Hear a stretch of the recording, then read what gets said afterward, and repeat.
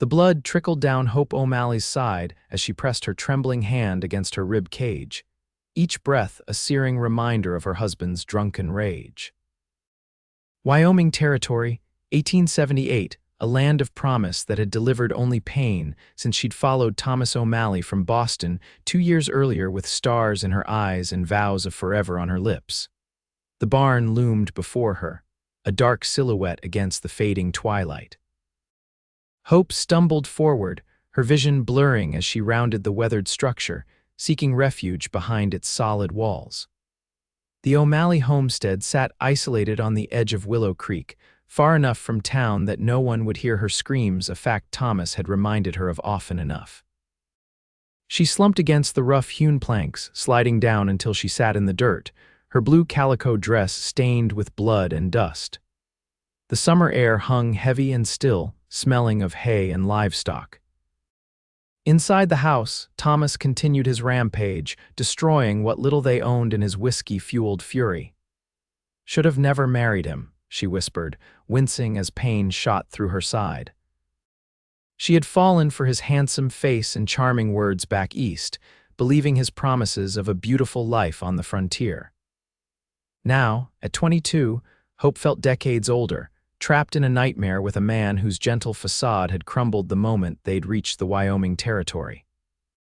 The sound of breaking glass echoed from the house, followed by angry shouts. Hope shrank further into the shadows, praying he wouldn't come looking for her. The last beating had left bruises that had barely faded. This time, when she had tried to stop him from selling her mother's silver locket, the only keepsake she had left his fist had connected with her ribs, sending her tumbling down the porch steps. A distant rumble of hoofbeats made Hope's heart pound faster. Visitors were rare at the isolated O'Malley homestead, and Thomas didn't welcome company, especially when he'd been drinking. Hope peered around the edge of the barn, trying to spot the approaching rider without exposing herself. The figure materialized from the gathering dusk, a tall man astride a powerful black stallion.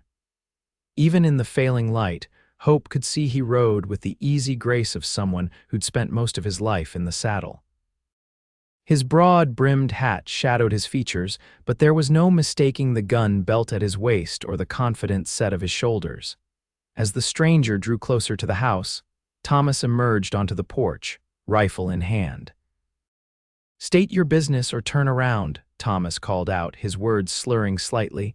The rider reined in his horse, maintaining a cautious distance. "Name's Hunter Adams, looking for the Miller place, was told it's somewhere near here." "Nothing but O'Malley land for 3 miles, Thomas replied, lowering the rifle slightly. "Miller's place is further north past the creek." Hope held her breath, willing the stranger to leave before Thomas's volatile temper flared again.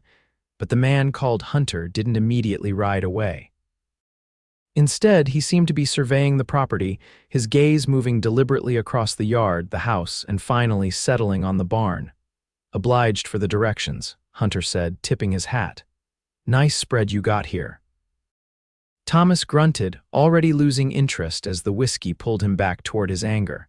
"If that's all, move along." Hunter nodded and turned his horse, but instead of heading north as directed, he circled wide around the property. Hope lost sight of him as he disappeared behind the barn. She pulled herself tighter against the wall, hoping he would just continue on his way. The sudden appearance of boots in her peripheral vision made her gasp. The stranger had dismounted and approached silently from the other side of the barn. Hope tried to scramble away, but the pain in her ribs flared, forcing a whimper from her lips. "Easy now," the man said softly, crouching down to her level but keeping a respectful distance. "I'm not going to hurt you, madam." In the fading light, Hope could now see his face clearly: strong jawline, straight nose, and eyes that regarded her with immediate concern rather than threat. His dark hair curled at the edges of his collar, and a day's stubble shadowed his cheeks. "You need to go," Hope whispered urgently. "If my husband sees you talking to me, you're injured," Hunter interrupted, his gaze falling to where her hand clutched her side. "Did he do that to you?" Hope didn't answer, but her silence told him everything. Hunter's expression darkened, but his voice remained gentle. "Let me see how bad it is.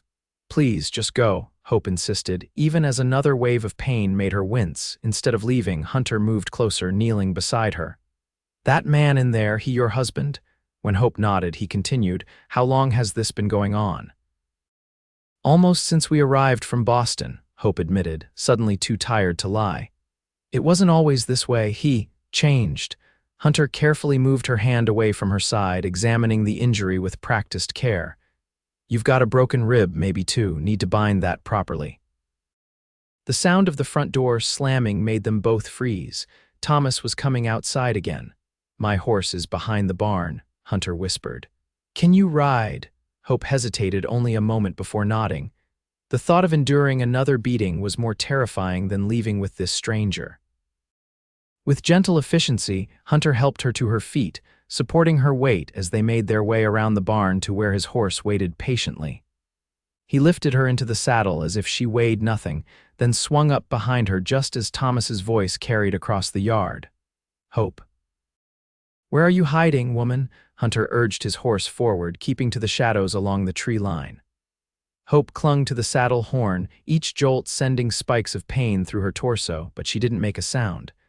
Behind them, Thomas continued to call out, his voice growing increasingly angry. They rode for nearly an hour, following a stream that cut through the rolling hills. Eventually, they reached a small cabin nestled among a stand of cottonwoods. Smoke curled from the chimney, and a corral to the side housed several horses. "My place," Hunter explained, bringing his stallion to a stop. "Not much, but it's peaceful." As he helped her down from the horse, Hope swayed on her feet, the pain and exhaustion finally overtaking her. Hunter caught her before she could fall, lifting her carefully into his arms. "No one hurts you again," he whispered as he carried her toward the cabin door. The quiet conviction in his voice made Hope's eyes fill with tears. Inside, the cabin was simple but comfortable: a stone fireplace, a wooden table with two chairs, a bed in the corner, and various supplies neatly organized on shelves. Hunter laid Hope gently on the bed before moving to stoke the fire. "I've got some willow bark for the pain and bandages to wrap those ribs," he said, gathering supplies from a trunk. "Why are you helping me?" Hope asked, watching him work. Hunter paused, meeting her gaze directly. "Because no one should live in fear, especially not from someone who promised to love them." He helped her sit up, then handed her a cup of steaming liquid. "Drink this, it'll help with the pain." Hope sipped the bitter tea, studying her rescuer as he prepared bandages. "Are you a doctor?" Hunter smiled slightly.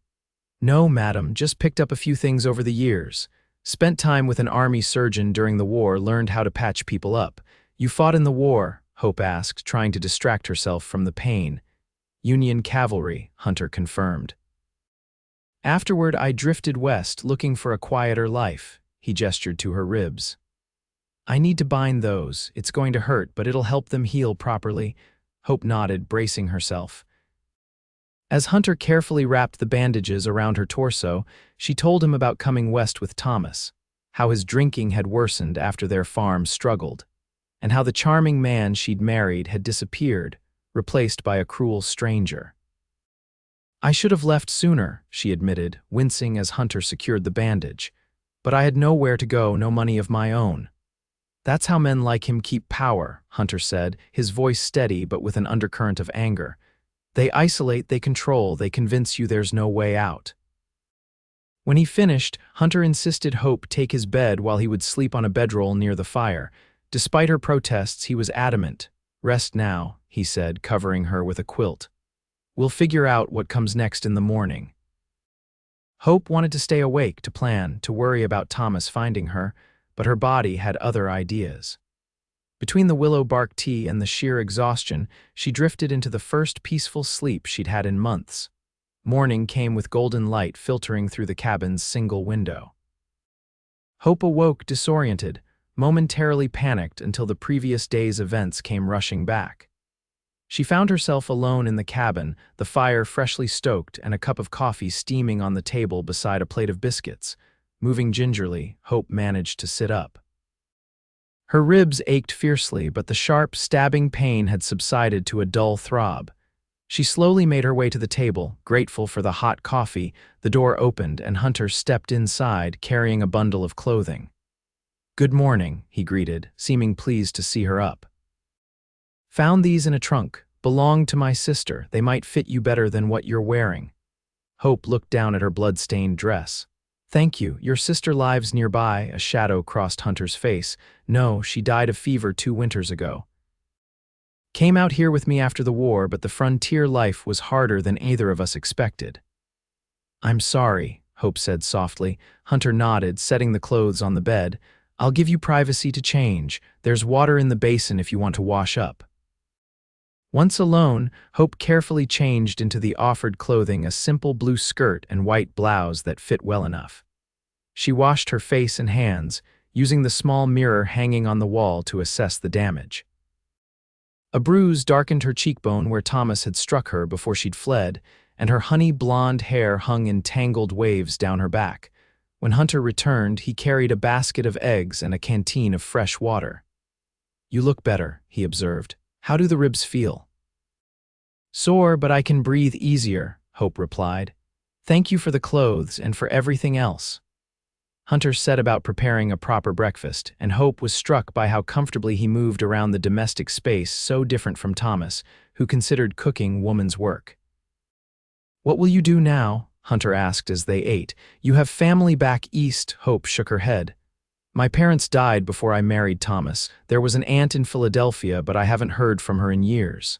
She pushed the eggs around on her plate. "I don't know what to do. Thomas won't just let me go. He'll come looking."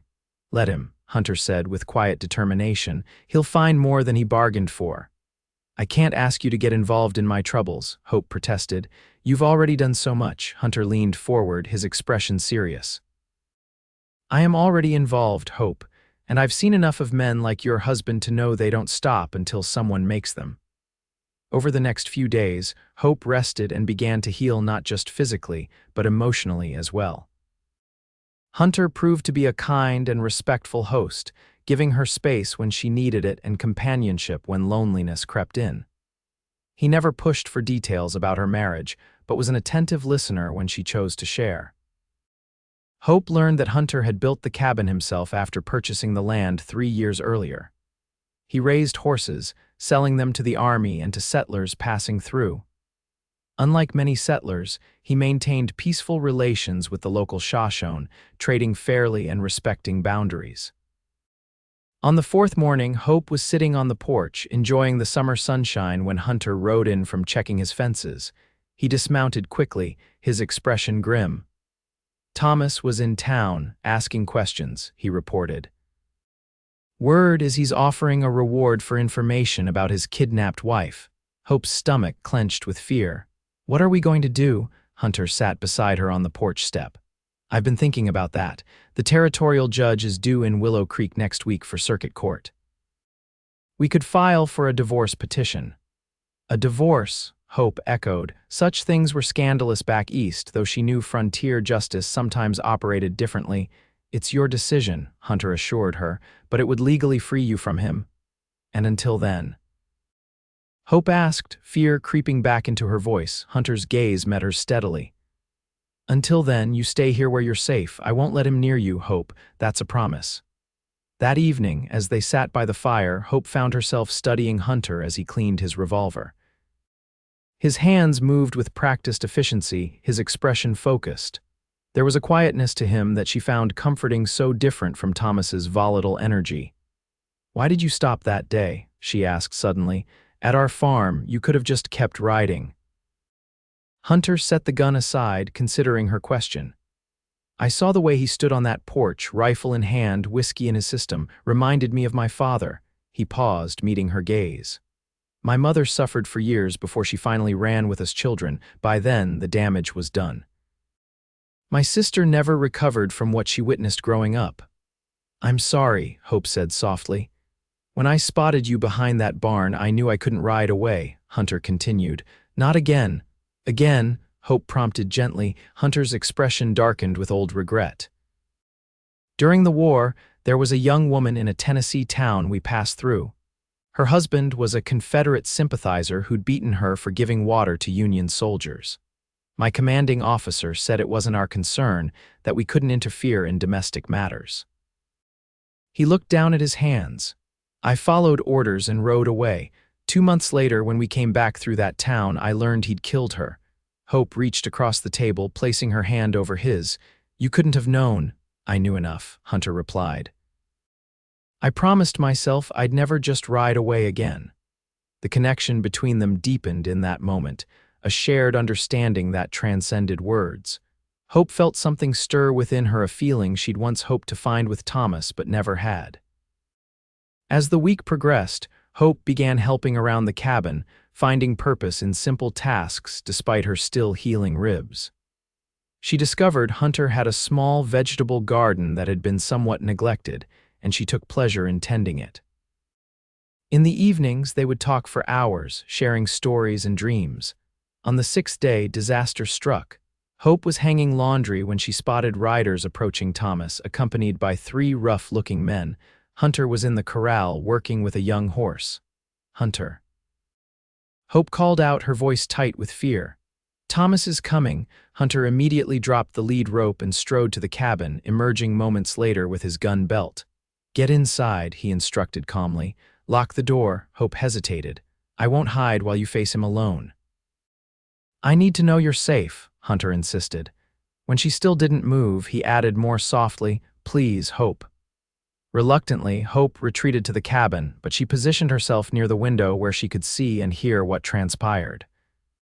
Thomas reined his horse to a stop 20 yards from where Hunter stood. His eyes were bloodshot, his face flushed with anger and liquor despite the early hour. That's my wife you're harboring, Adams, he shouted. I'm taking her home, Mrs. O'Malley isn't going anywhere she doesn't want to go, Hunter replied evenly. She's under my protection now. Thomas laughed harshly. Protection? Is that what you call stealing another man's wife? You have no right, and you had no right to break her ribs, Hunter cut in, his voice hardening. Or to put those bruises on her face. One of Thomas's companions shifted uncomfortably in his saddle, clearly not having been told the full story. Thomas's face darkened.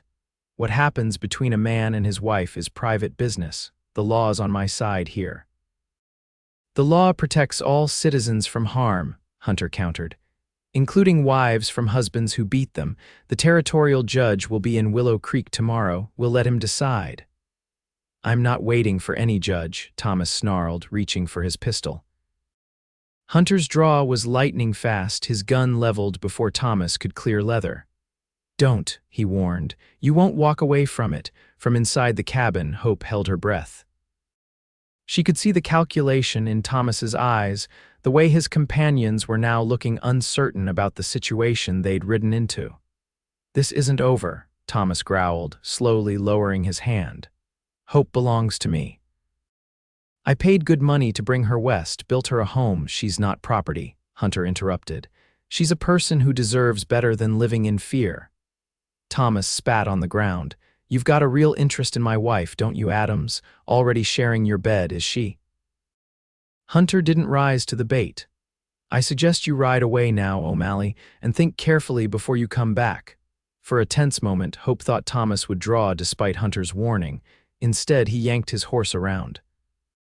You'll regret this, he threatened before spurring his mount forward, his companions following with evident relief.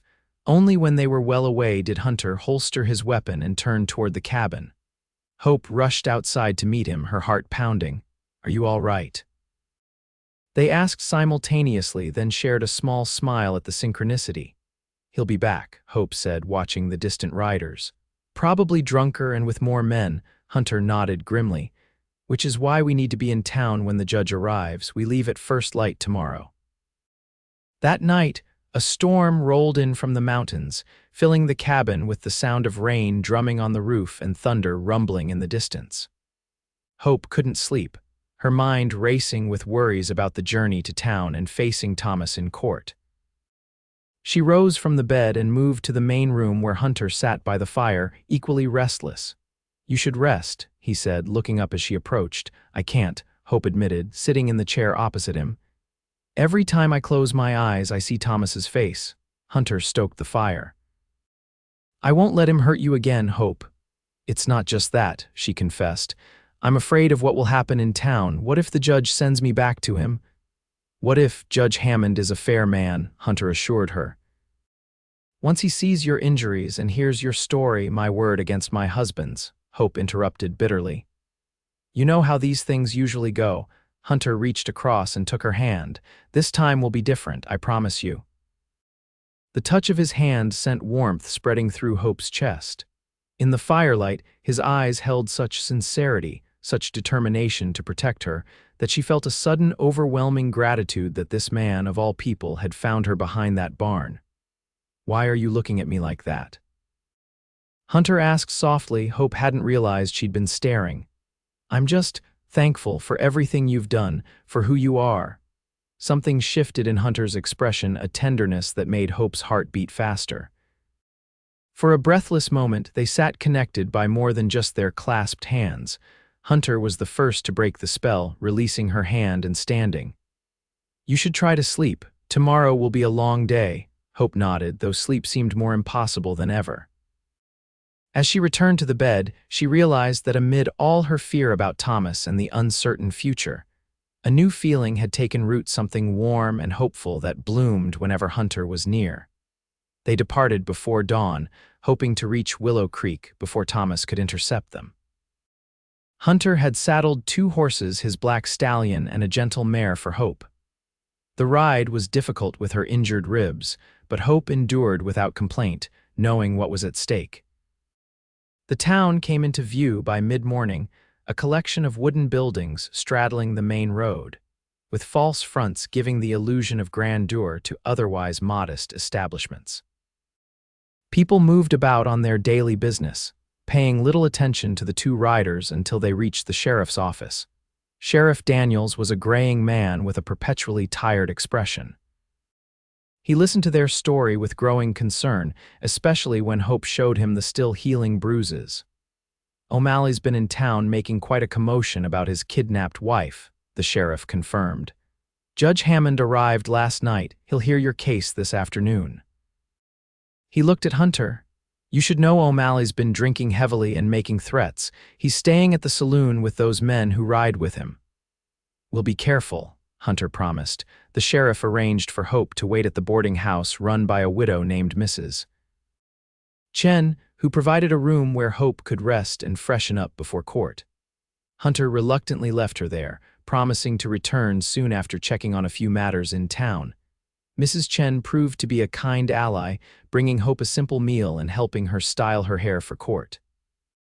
Judge Hammond is strict but fair, she assured Hope. If your husband is as cruel as you say, the judge will not send you back. I pray you're right, Hope replied, smoothing her borrowed skirt. I can't go back to that life. The cowboy who brought you, Mrs. Chen said with a knowing smile. He cares for you. Hope felt a blush rise to her cheeks. Mr. Adams has been very kind. More than kind, I think, Mrs. Chen observed.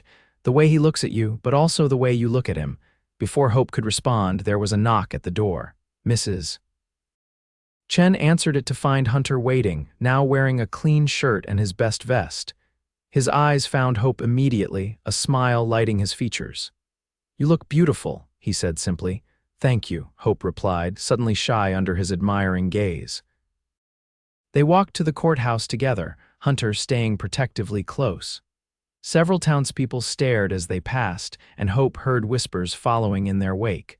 Word of the dispute had clearly spread through the small community. The courthouse was the newest building in Willow Creek, built of sturdy lumber with actual glass windows. Inside, simple wooden benches faced a raised platform where Judge Hammond sat behind a desk, his stern countenance framed by white whiskers. Thomas was already there, standing with his attorney, a slick-looking man in an Eastern suit who eyed Hope and Hunter with obvious disdain. Thomas himself glared at them with undisguised hatred, his hand clenching and unclenching at his side.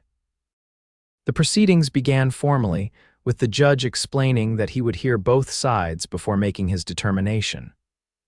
Thomas's attorney went first, painting a picture of a devoted husband whose troubled wife had run off with another man. Mr. O'Malley has built a good home for his wife, the attorney declared. He seeks only to have her returned to his care, where she belongs according to both law and scripture. When it was Hope's turn to speak, she rose on trembling legs, conscious of every eye in the room upon her. "Your Honor," she began, her voice gaining strength as she continued, "I married Thomas O'Malley 2 years ago in Boston, believing I would be cherished as a wife should be. Instead, I have endured countless beatings, humiliations, and cruelty." She described the most recent assault that had left her with broken ribs and the years of escalating abuse before it. Judge Hammond listened intently, his expression giving nothing away. When Hope finished, he turned to Hunter. "Mr. Adams, you found Mrs. O'Malley injured." "Yes, Your Honor," Hunter confirmed. "She was hiding behind their barn, bleeding and barely able to breathe from the broken ribs. Her husband was drunk and violent. I feared for her life if she remained." Thomas surged to his feet. "He's lying. He stole my wife." Silence. Judge Hammond commanded, banging his gavel. "You'll have your chance to respond, Mr. O'Malley." The doctor who had examined Hope upon their arrival in town testified next, confirming the broken ribs and noting evidence of older injuries consistent with repeated abuse. When Thomas finally took the stand, his testimony was a mixture of denials and justifications. "A man has the right to discipline his household," he insisted. "Hope was disobedient, wasteful with our limited means. I never hurt her more than was necessary to correct her behavior." The courtroom murmured at this admission, and Judge Hammond's expression darkened. He questioned Thomas sharply about his drinking and his temper, cornering him into further damaging admissions.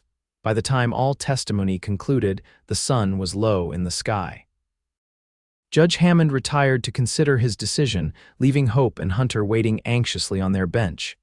Thomas sat across the aisle, occasionally sending venomous glares their way. "Whatever happens," Hunter whispered to Hope, "I won't let you go back to him." Hope's hand found his, their fingers intertwining. "I know," she whispered back. When Judge Hammond returned, the courtroom fell silent. "Having heard all testimony and considered the evidence before me," he began formally, "I find compelling reason to grant Mrs. Hope O'Malley's petition for divorce on grounds of extreme cruelty." He looked directly at Thomas. "No man has the right to abuse his wife, Mr. O'Malley, regardless of what you may believe. Such behavior is contemptible and contrary to civilized society." Relief washed over Hope in a dizzying wave. She felt Hunter's arm steady her as the judge continued. "Furthermore," Judge Hammond added, "I am issuing a restraining order prohibiting Mr. O'Malley from approaching or communicating with his former wife. Violation will result in imprisonment." He banged his gavel. "This matter is concluded." Thomas exploded in rage, lunging toward Hope with murderous intent. Hunter moved instantly to intercept him, but Sheriff Daniels was faster, tackling Thomas to the ground before he could reach them. "Add attempted assault to his charges," the judge ordered as Thomas was subdued and handcuffed. "He can spend 30 days in jail cooling his temper."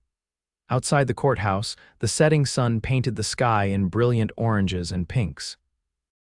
Hope stood on the steps, breathing deeply for what felt like the first time in years.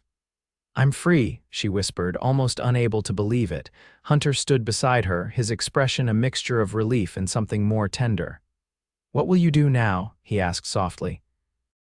Hope turned to face him fully. "I don't know. I have no home, no family." "You could stay in town," Hunter suggested carefully. "Mrs. Chen mentioned she needs help with the boarding house." Hope studied his face, noting the careful neutrality he was trying to maintain. "Is that what you think I should do?" Hunter hesitated, then seemed to make a decision. He took her hands in his. "What I want to say is that you could come back to the cabin with me, not as a guest this time, but to build something together." He rushed on before she could respond. "I know it's too soon. You've just gained your freedom, and the last thing you need is another man making claims. But I want you to know that my home is yours for as long as you want it, with no expectations beyond what you freely choose to give." Hope felt tears welling in her eyes, not from sadness, but from a surge of emotion she hadn't expected. In just a short time, this quiet, honorable man had shown her what real respect and care looked like. "Ask me properly," she whispered, her heart pounding. Hunter blinked in surprise, then a slow smile spread across his face. Hope O'Malley, would you consider a future with me? Not right away, we have time to know each other better first, but someday. I think I've been falling in love with you since I found you behind that barn. Hope stepped closer, her eyes never leaving his. I'd like that very much, Hunter Adams. A future together. When he bent to kiss her, it was gentle and reverent, mindful of her still healing body but full of promise. Hope melted into the embrace, knowing that while the road ahead might not always be easy, she would never again have to face it alone or in fear. Willow Creek became their town, the place where they would marry 6 months later in a simple ceremony with Mrs. Chen and Sheriff Daniels as witnesses. The cabin among the cottonwoods became their home, expanded over time to accommodate first a proper kitchen, then a nursery for the children who would eventually join their family. Thomas O'Malley served his jail time and then drifted west, never to trouble Hope again. The dark chapter of her life closed forever, replaced by days filled with honest work, nights of tender love, and the deep contentment that comes from building a life with someone who sees your worth. Years later, when their daughter asked how they met, Hunter would simply say, I found your mother when she needed finding, and Hope would smile, remembering the whispered promise that had changed everything. No one hurts you again. It was a promise Hunter kept until his last breath, many decades later, when they were both gray and surrounded by children and grandchildren, who had never known anything but love in their home.